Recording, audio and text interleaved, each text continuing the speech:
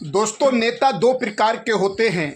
एक नेता वो होते हैं जो सिर्फ अपना, अपने परिवार का, अपने बच्चों का ही भला करते हैं, और दूसरा नेता वो होता है जो अपना तो भला करता ही है और अपने बच्चों के साथ, अपने परिवार के साथ साथ अपने समाज का भी बड़े स्तर पर उनका काम करता है। तो नेता आप चुनो, कौन सा नेता आपको चुनना है। हमारे लोगों को तो यही नहीं मालूम कि कौन नेता कैसे बना है, वो किसके लिए काम करता है, वो क्या करता है। बस उसकी चमक धमक में आकर और लुट जाते हैं।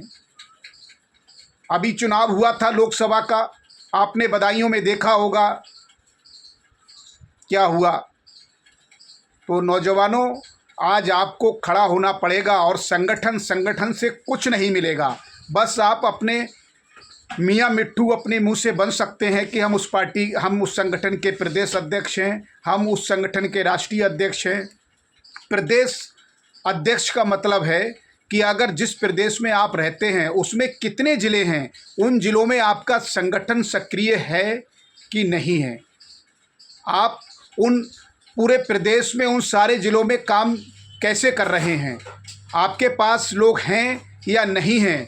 केवल प्रदेश अध्यक्ष लिखकर, राष्ट्रीय अध्यक्ष लिखकर आप मियाँ मिट्ठू बनते रहो। आपके फ़ोन को कोई उठाए नहीं, आपकी बात को कोई नहीं माने, कोई कर्मचारी तक आपकी बात को नहीं माने, तुम्हारे काम ना करे, तो किस बात के तुम प्रदेश अध्यक्ष हो, किस बात के तुम जिला अध्यक्ष हो, किस बात के तुम राष्ट्रीय अध्यक्ष हो।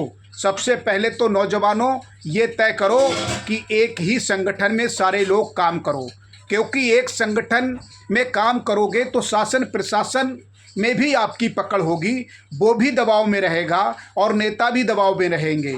अलग अलग संगठन बनाकर हमारी कमजोरी को लोग समझकर उसका गलत इस्तेमाल करते हैं और हमारे लोगों को झूठे तरीके से फंसाने का काम करते हैं, उनको तोड़ने का काम करते हैं।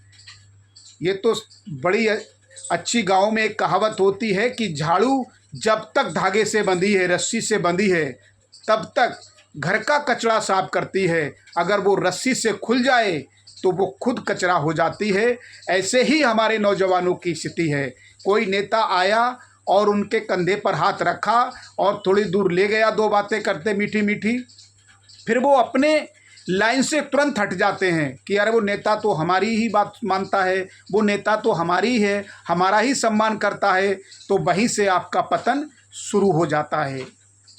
आप किसी नेता के पास जाएं, कोई भी नेता किसी भी जाति का हो, आप जिस भी लोकसभा में रहते हैं, जिस भी विधानसभा में रहते हैं, जिस भी क्षेत्र में रहते हैं, आप अपने जनप्रतिनिधि को, जिसको आपने वोट दिया है और ना भी दिया है, आप पूरी यूनिटी के साथ में उसका घेराव करो, उसके साथ जाओ, अपनी समस्या बताओ। तब उसको पता चलेगा कि इतने सारे लोग हैं, ये मेरे विरोध में आ जाएंगे, आने वाले चुनाव में मुझे नुकसान कर सकते हैं, तो वो आपके काम को करेगा। और आप खाली ऐसे ही कुर्ता पाजामा पहनकर अकेले उसके पास चले गए तो आपको गुलाम के अलावा वो कुछ नहीं समझेगा और लोगों को आपके ही द्वारा आपसे और कमज़ोर लोगों का शिकार कराएगा।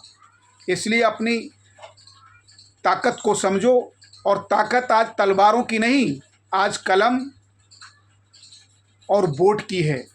अगर आप वोट सही से नहीं दिया आपने, अब चुनाव आ रहे हैं विधानसभा के 2027 में 5-7 महीने के बाद, अब आपके समाज के लोग अन्य अन्य पार्टी से आपके लिए बड़े बड़े सपने दिखाएंगे। उनका बैकग्राउंड ज़्यादा मत देखिए, ये देखिए कि उन्होंने 5 साल के अंदर कितनी आपकी आवाज़ें उठाई हैं, कितनी बार वो सड़कों पर उतरे हैं, कितनी बार उन्होंने बड़े बड़े अधिकारियों का घेराव किया है, कितनी बार आपकी समस्याओं का समाधान प्राथमिकता पर किया है। आप 5 साल का उसका ट्रैक रिकॉर्ड निकाल कर उस पर भरोसा करिए, उस पर विश्वास करिए, ना कि ये करिए कि हमारी जाति का आ गया तो हमें वोट देना ही देना है।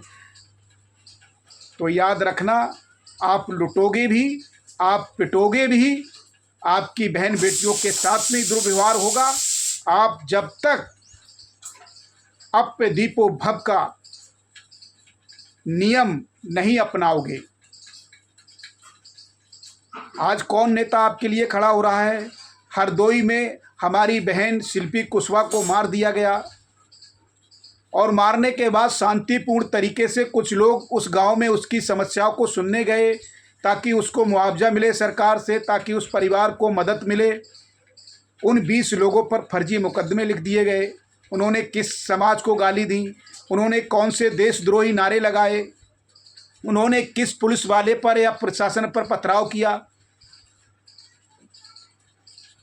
अब हमारे भगवान बुद्ध और भगवान सम्राट अशोक के बारे में भी हरदोई में तमाम तरह की बातें फैलाई जा रही हैं। वहाँ के कुछ लोग कह रहे हैं कि सम्राट अशोक की लाट को वहाँ से हटाकर दूसरी जगह रख दिया है।